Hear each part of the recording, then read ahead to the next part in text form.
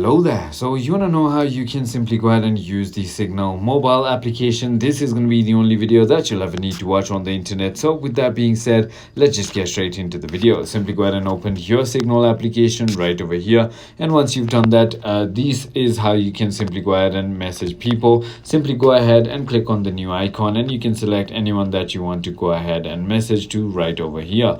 Just simply go ahead and select the person that you want to message and you can write whatever you want. Click on the blue send icon to go ahead and send it. You can call people. On the top right, there's the voice call icon, the video call icon. You can also go ahead and send them files right over here. And not only that, you can also go ahead into your settings right over here. Go to privacy settings.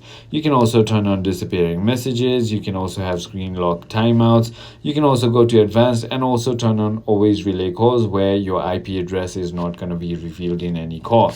So it is as simple as that. I hope this video was helpful to you. If it was, hit that like button.